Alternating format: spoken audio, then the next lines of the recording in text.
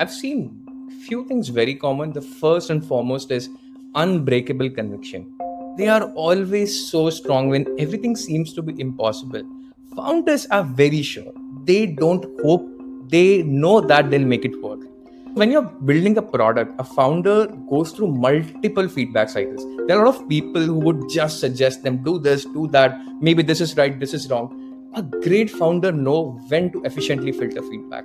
When we understand and when we do product market fit, some beta testers suggest a lot of things to the founder, but a great founder sticks to his conviction and he understands that this is what I want to do. I could not move my aim somewhere else. The vision is always clear. I'm Brandon Reed, and you're listening to Ready, Set, Startup, a podcast that brings you industry-tested perspectives from leaders working in all areas of the startup lifecycle, so you can learn from the wisdom that they've gained over years in their fields of expertise and apply it in your own entrepreneurial journeys. Let's get into it. On today's show, I'm talking with Arjun Sharma. When I talk with founders, I get a single perspective. Yes, it's perspective that spans their career and experiences, but it's one point of view, a lot of times from within a single company. Arjun brings to our conversation his experiences with hundreds of individual founders across dozens of companies and over 80 distinct product launches. As a contractor on these projects, he has a really unique look into how these founders approach every phase of a product's lifecycle. And in our interview, he talks through founders' common character traits, skill sets, and other differentiators that separate successes from companies that never get past ideation. He proposes really practical strategies that he's seen work time and time again for founders in all stages of their journeys, self-funded or venture-backed, with product market fit or still seeking their first paid user, and even thoughts on how a business owner can approach a vendor relationship to ensure it's fruitful and highly effective. This is extremely rich perspective from someone with a really unique vantage point in the startup world. I'm sure you'll find the conversation as value-packed as I did. Here's my interview with Arjun. All right, guys, today on the show, we have Arjun Sharma. Arjun, how are you today? I am doing great. How are you, Brandon? I'm great, man. It's really good to see you.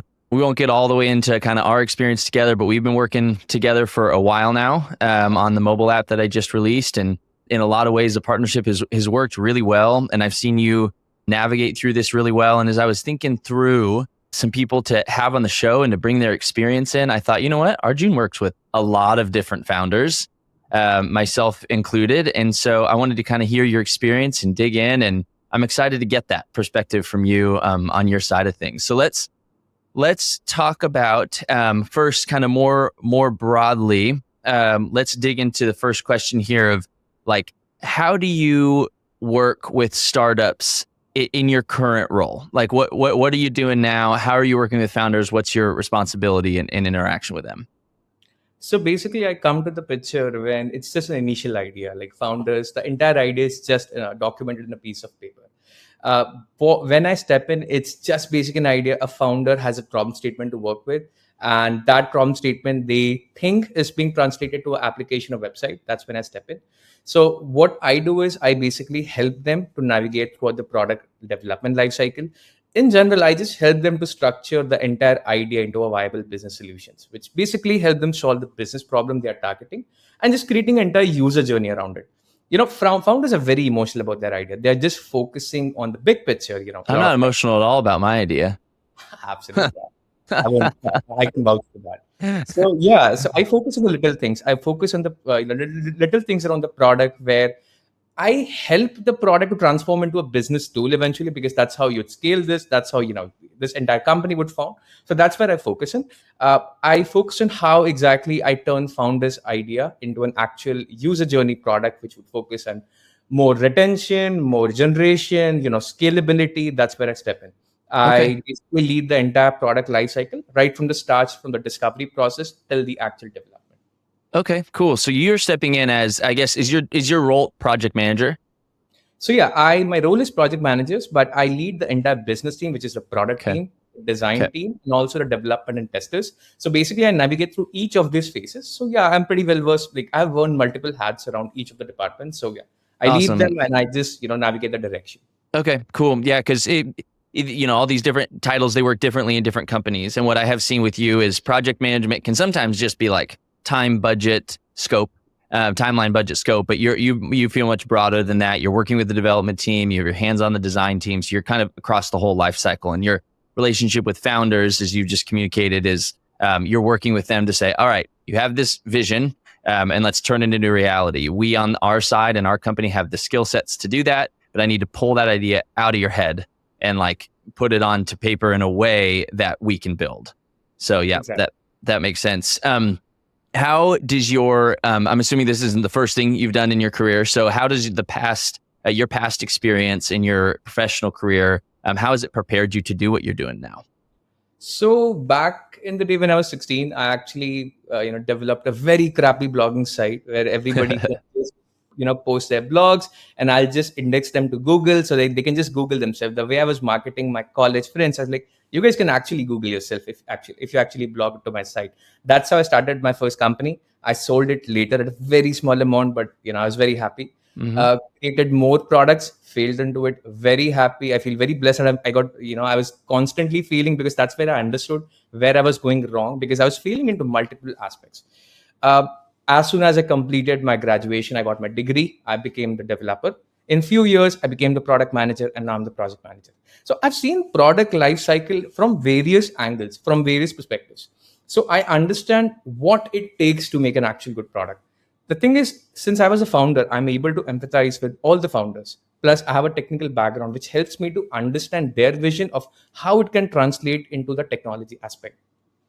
I've seen products succeed. I've seen products fail. I've seen everything. What I've understood is there's nothing you can refer as good product. People think that you have amazing UI UX, you have amazing technology finalized for your product, but that's not how it takes. Since I've been into this multiple journeys, I understand that, okay, if you do this, the outcome may be that. So I can predict where this direction is going. So this is really helping me with all the founders I've worked with. Other thing is, since I work in a service-based industry, I have worked with founders across the industries. I have knowledge, something around the medical technology, something around the ed tech, something on fintech. So I have bits and pieces understanding on each industries. So it helps me, and where I can just suggest founders the bets which they are taking may be good or bad, or maybe it's just burning cash. So with these learnings, I'm able to help the founders where how to position their products, how to help them with the go to market strategies.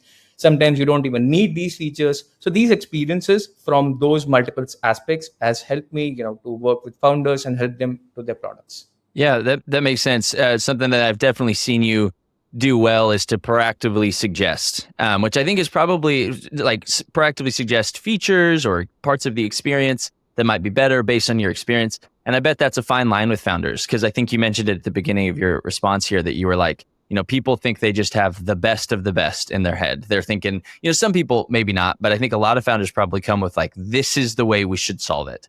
And I bet it's a fine line to work with founders and say like, okay, I know that this is how you think you should solve it, but I've seen other people try it like this and it hasn't worked. And so correcting them in their vision, but still working with them and like how they ultimately want to achieve it, I bet is a fine line. As you've worked with so many founders and across different industries, like you said, what's something that you've really had to reevaluate that you previously saw as like a gospel truth, something that you held really firm to that you've had to reevaluate as you've learned? It's a very interesting question. So again, just like founders, I used to believe that best product wins. It doesn't. You may have the best product, you may have the best cutting UI UX, design, you may have the best technology, but what if your go-to-market strategy is terrible? What if you don't Yep. have any marketing plans? What if you don't have any scalability plans? You may have the best product, but you didn't position yourself position yourself very well. Um, Apple positioned themselves as premium brand. Walmart, positioned themselves as affordable brand. So Mm-hmm. one of the great example is Slack. The way they started is they made a freemium model, very very focusing to small companies, because small companies won't have big budgets to buy big softwares. But they focus in a freemium model wherein the small companies step in. They use this product and they just switch to it, and they never leave. So the retention rate is very high. So what I've understood is, if you want the best product, you need to balance each aspect properly. For example, when I was working with you, we focus more on development, But then we also discussed how the go to market strategy would work, how the promotions would work. We focused how our customer or our target audience would feel about this application and may think, will I use this product tomorrow or not? For example, look at Slack, look at Notion, or even Stripe. They weren't just well built, they nailed distribution, user psychology, network effects. So if you can't sell it, it doesn't matter how good it is. Secondly, I feel that understanding perspective is really, really important. Back in the day when I was a developer, I used to work like a feature factory. There's user stories coming in from product team. We were developing it. The ultimate goal was just to have this CTA functioning, and that's it. Now when I understand the perspective, the business goal into this role, that's where understanding the larger picture requires something else, not what exactly which we are doing. So this really helps me a lot. So these two things, that's where I've understood how to develop a good product, how to focus either on class or either on mass. So yeah, this is what I've helped me. That makes a lot of sense. I mean, that's absolutely something that I've seen you do is as we were building my app together, you communicated a lot of like, well, what's the ultimate experience gonna be? Like, what are we? Because I can that really helps. I think the founder narrow down, hone in on what features they need to build. It's like I think probably most founders, maybe not most, but a lot of founders don't think about the promotional strategy and like how they're going to get users in and that first time user in and using the app. And so they don't even think about building out a promo code strategy or promotions and how to integrate those. And so you help guide that as you build it to try to save money on the front end, build it the first time, not have to come back around and fix that problem. So that makes a lot of sense. For Wellspring, for that matter, if you remember, we collaborated a lot of time just to focus what is exactly MVP. Because as a founder, MVP is just like version 1 for them. But as a project manager, I can see what it takes for MVP. And if we don't need any unextending features, we remove it. So this is where my job role steps in, where I try to make the founder understand that this is what you should do. And again, a lot of times I've seen founders that they really want it, so I have to deliver it. But majority of the time, when I mention it with proper data and logic, it always helps. Yeah, I bet. So let's talk more about your specific experience with founders. As you've been working with so many of them, I just think it's such an interesting perspective because across so many different industries, so many different kinds of people bringing their ideas to the table.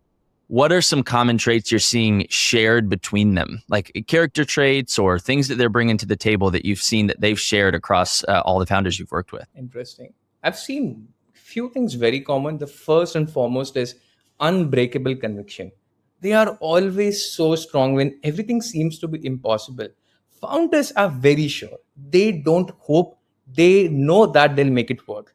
Secondly, is I've realized founders have an idea and they envision that's how it would function, but technology works differently. There's a multiple layers through which technology would function, and that's not how eventually your product would look like. That's not how your product would eventually function. So this is where I love that a lot of times founders are very flexible, where they try to understand that, okay, this if this is what technology wants, maybe we have to be flexible in that aspect. So I've seen that too.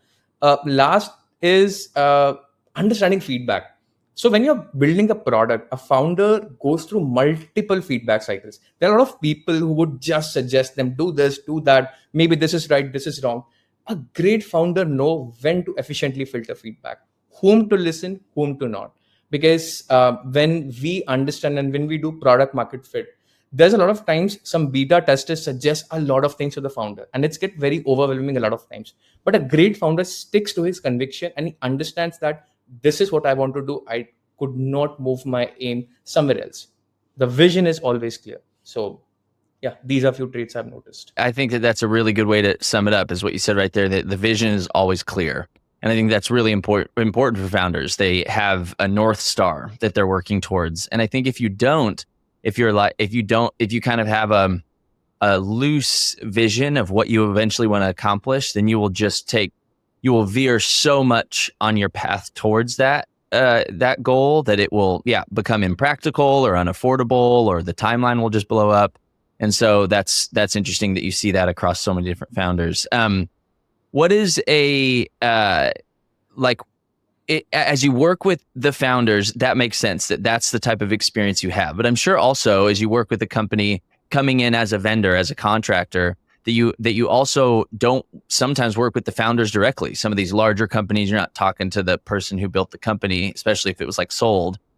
So what is the difference in experience between when you work with a founder directly, someone like me, it's just a team of one or a small team versus a product team coming over and working with you, or maybe they could probably send anybody to you. They're probably like, hey, you in the legal department, go build an app. Like who knows who gets sent to you. What's your experience in the difference in it between when you work with a founder versus just someone on the team of a company that they didn't found? So it's a very actually interesting aspect. So with founders, I really focus on big picture. I try to give them support to ensure that their vision is properly translated as they want. A lot of times I've seen when I work with the team, the emphasis shifts into practical steps and more on the implementation aspect, like focusing more on granular level. My communication is always tailored as per the stakeholders I'm speaking to. With founders, I've realized that, so this is my thing. I feel that whenever I'm showcasing my product to a founder, it's not what we have built.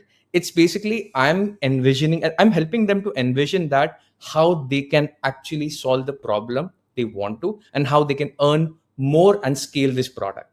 So every word I speak is just directed towards that vision, that what he has initially, now it's slowly building towards it. I never, even when I showcase any demo, I never focus that, okay, this is what we have done. I mentioned that this is how your user would come. This is how he would love what we have done. This is why he would purchase. And that's where me and founder connects instantly, because now he understands that I understand his vision too. So this is the way I work with founders. With teams, I've noticed, since they are more doing the job, so they understand that they have to get this done. I can get this done with them.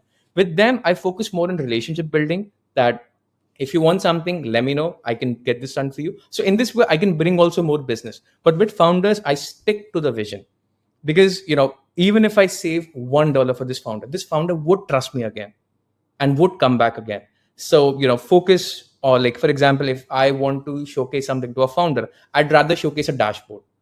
But if I want to showcase something to the team, it is moving forwards to a very detailed report where they can see everything this, so there's no ifs and buts. So a detailed report is what I'll send to the team, and a dashboard to the founder. Basically different energies, same goal. Yeah, different energy, same goal. That's good. I think that makes a ton of sense. As a founder is going to want to see a higher level, the team is going to need to report back and will need more granular information. Yeah, that's all really good perspective. As you do work with founders, let's bounce back to that. There's so many different paths that a founder can go, especially early in the company. If the mobile app maybe is the first thing that they're building for their company, or maybe the cornerstone of the business, they've only built other smaller things before then. It's a really big decision who to come to and to build something that's so important for your company and the future of your company. And so that you got so many different directions you can go. Two primary ones would be to hire a team internally and hire employees directly on to build it, or to hire a contractor and and there's pros and cons to both. And what would be your advice for a founder listening who's weighing those pros and cons and doesn't know what next step to take? What are some of what you've seen, the positives and the negatives of hiring a team on versus working with a vendor? So I really feel that if you just want to pivot, like from an initial, just a scope and just an idea, just for pivoting, I feel a contractor is the best way, because they have the expertise, they can do it quickly than someone hiring multiple roles, then figuring out how exactly the processes would work. This is where contractors helps a lot. But I feel after a couple of years, when you see that the product is scaling, now that's when there is more iteration, more contextual information is required, you should hire an employee, because eventually this employee would derive the basically work towards your goal, work towards founder's goal. They would build the culture of the company. Basically everybody would work in one single direction. For contractors, there's no emotions. It's just, I want to get this done, get it done quickly, and that's it. With your own company, you know that there's going to be more iteration, they're going to stand by you. So when you grow and scale, this is when I suggest you should hire more employees. But for pivoting, I guess contractors will, because a lot of times you'll create a product, but that may not market well, that may just not work well. So it's a big investment opportunity where you'll miss. Yeah, so you're saying like until you're seeing your product has product market fit, has some traction, has some customers, Exactly. you're building the product the way the market wants it. work with a vendor, pivot fast, get this thing spun up. Okay, you have some traction, you have some customers and some recurring revenue. Maybe get somebody on who kind of shares that vision, that culture. That makes a ton of sense. The other thing I would think is, and something I'm thinking through as a founder myself is like, okay, the product is building. At some point, you need people along the journey that provide that, who can bring them that knowledge, all the knowledge that the vendor is building about your product. You're not going to be with the vendor in 10 years, probably. And so you need your internal team to start building that. And I had somebody challenge me too in the last couple months, say like, hey, as you think about, as you think about what employees versus vendors, and for all sorts of things, not just building your mobile app, but I have vendors spun up all over my company, is like, what's because eventually my sale or my exit for this company would hopefully be a sale or an acquisition. And as you think about that and the value of the company isn't just the product, it's the people with the knowledge of the product. And so, you can hurt, it just depends on the company. It so depends, but it can hurt the valuation of the company if all you're bringing to the table, to the negotiation table, is the code, is like the product itself and not anybody with it. Because right now it's just me. I'm the only one who would bring and I don't want to, if I would sell this company, I wouldn't necessarily go with the company, go with the code. Because I would want to build other things and keep moving. And so all that would be lost, right? And so the valuation of the company could potentially be impacted.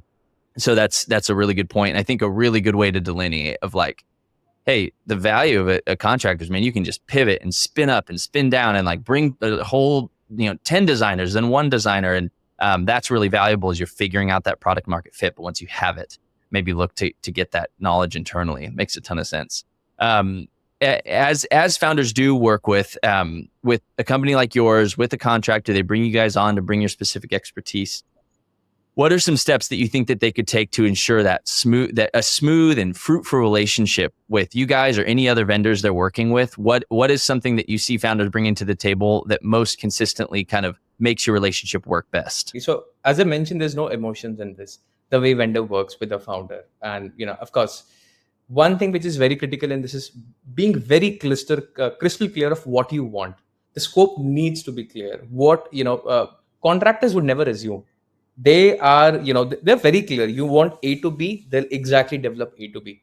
It's pretty rare somebody would go till C. So, as founders who are working with contractors, be very clear with a crystal clear scope, because, documentation is very important. Having things written is very important, because, the way contractor works, they work in a very fast fashion. And as a contractor myself, we work on multiple things on a daily basis. So it's very possible that we might forget the context. So that's why, being very clear what you want, not micromanaging is good. Also, disappearing is also not good. So balancing that in midway, what is your expectations and what do you expect from the contractors, is really important. If you settle that, and once you establish that, it gets very easy, because then it becomes a process and eventually it becomes a product. Yeah, I think that's really good, is like to be very, very clear, because to your point of like, you guys are context switching a lot, and the founder lives and breathes it every day, and they come back with some really granular question of some really specific feature that's 6 steps deep in the flow, and they expect you to recall it to mind right away and answer specifically about it. But like, it may not be that clear, but like, hey, remember this, and this, and why we made this decision. Totally, I could see that. And then to also not disappear. I can imagine that that very frequent communication is very important as you think about your relationship with founders, with a fine line of not micromanaging, of not telling you how to do your job, but to be deeply involved. I bet is a good balance. So what do you think, again, across all of your experience, all the different founders and companies, industries you've worked with, what's a question that founders don't ask enough when they first get started, but they should? So I really feel a lot of founders are not validating their product to the market. For example, you're trying to solve a problem, which, are you even sure it's a problem? Do you have any data to back it? A lot Right. of times I've seen founders working on solutions where there is no problem. Mm-hmm. It They might be are a problem for them in their life, but maybe not the market. Exactly. Yeah. Exactly. So I feel that, as per my experience, you should totally get the product market fit. You should totally have the data that what amount or what level of this problem out there of what you're trying to solve. So imagine working on a product where, for example, the example we took for Slack, imagine Slack not just being a communication tool, they start acting like Jira, they start adding tasks, they start adding stories. It doesn't make sense. So try to focus into one single problem where you actually know that it is a problem. So in this way, I feel that founders should never start building product from day one. They should even have like small landing page that, for example, if I talk about you, you got a product market fit because you had that Spotify channel. You Mhm. knew that people would love it. People, there's a big market gap that you can fill with, and you try to do it without a technology. So you knew that this would function if I make a full-fledged application. So this is what founders should do, rather than directly trying from scratch and then deploying the product and then figuring out is it even a product market fit. So I feel that doing a product market fit is really important. We have developed so many applications. For example, recently we have developed for a very big Ivy League university a very amazing product, and they thought of just marketing it across the world, but they realized it's just their problem. It's just their university problem. So it Hmm. completely failed and completely backfired. On contrast to that, I've seen very, very simple UX products being like functioning way more good, having way more users to the applications who are very technology superior. So in this way, doing a product market fit is very important, because once you come to us, there's a lot of fixed costs which going to go on a recurring month. You have server costs, you have tech costs, you have contractors costs. So you have third party tools costs too. So be very clear that what you're trying to build would is actually a problem, and people would love to pay it. And you're solving a very bigger problem, because uh, a lot of founders I've worked with, sometimes like just you, they have just started by themselves. They are completely alone. So the feedback loop is just their partners or friends and family around them, but there's no formal way where they can gather the data. So doing this product market fit would really, really help and solve thousands of dollars.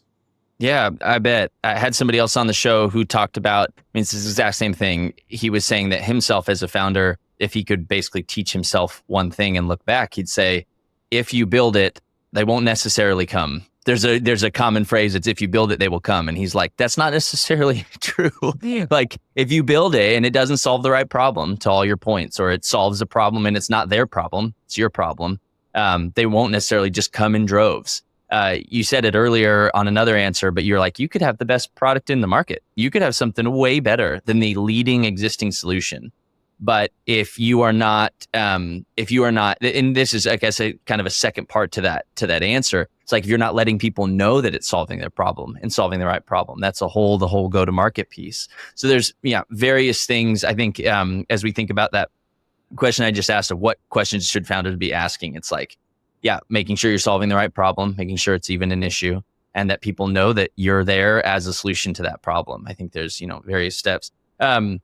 If you, this is just another thought I had as you were talking about that, of you were saying, people like me who it's just me and I don't have a bunch of other people to bounce ideas off of and things. It just cued a question in my mind of how many, out of curiosity, how many founders do you have coming to you that are building the product self-funded versus have some kind of external funding, like a single angel investor or a whole like VC capital, like Series A or Series B? What percentages are coming with funding versus not? So I've seen it's 60-40. 60% are self-funded, 40% are actually getting proper funding.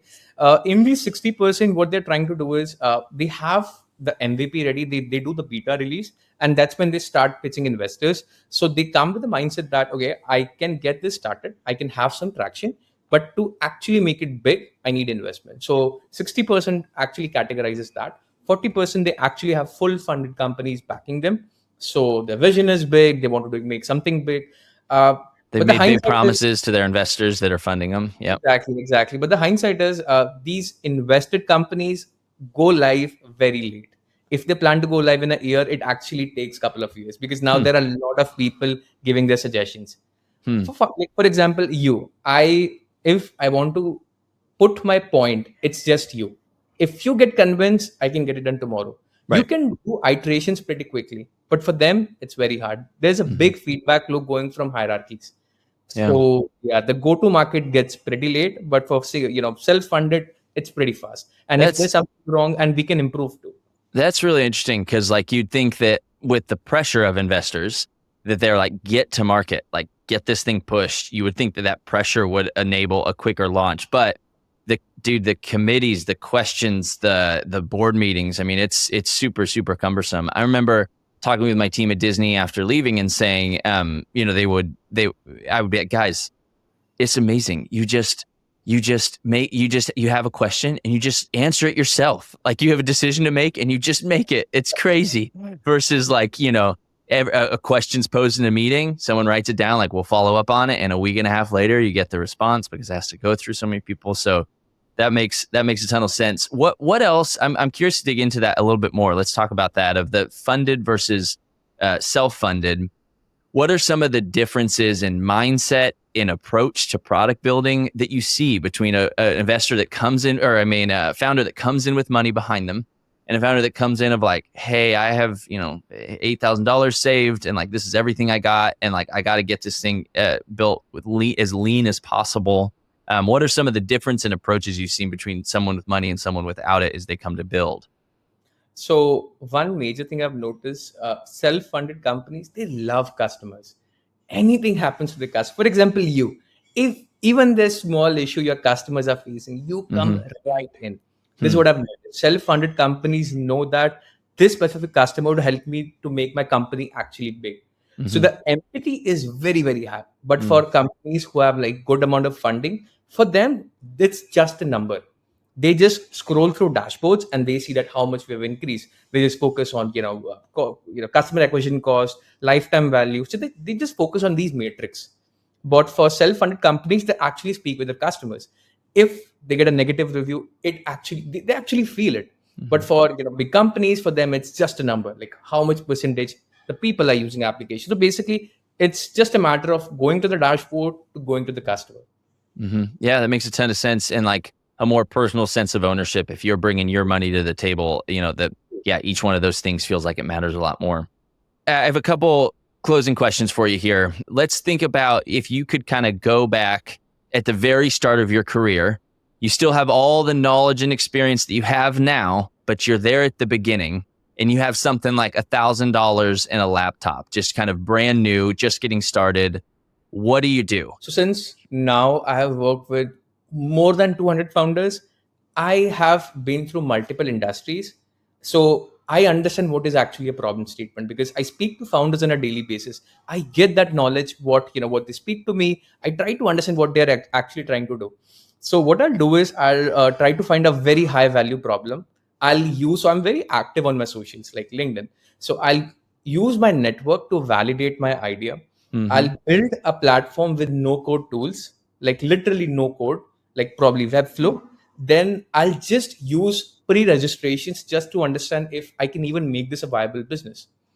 By the end of seventh day, if I feel that I can even scale this, I'll probably continue or I'll just move to the next idea. So that's interesting, coming from somebody who's worked across so many different industries and seen so many different founders start and succeed and start and fail, that you basically are saying, like, the thing I have seen, because if I had to do it myself, the thing I've seen work the best is to bring that problem statement to some subset of people and see if it's even viable. You probably just seen too many people come, get started, and they build a whole thing out that they just should have never built in the first place.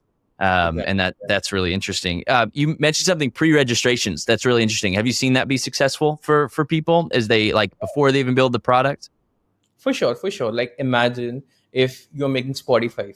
For example, you don't have a Spotify application, but there's this one landing page. For example, you're in 90s. There's one popular song coming every year. Imagine having that song on your landing page. There's nothing on the landing page, just that one song. People would come and play that song. You understand that people wants it. So you understand that it's not even a problem sometimes. Sometimes it's Right. just you giving them that privilege that what they are not getting anywhere else, they can get it very easily. I really feel that a lot of times what happens, we focus so much on one problem, but we end up focusing on something else.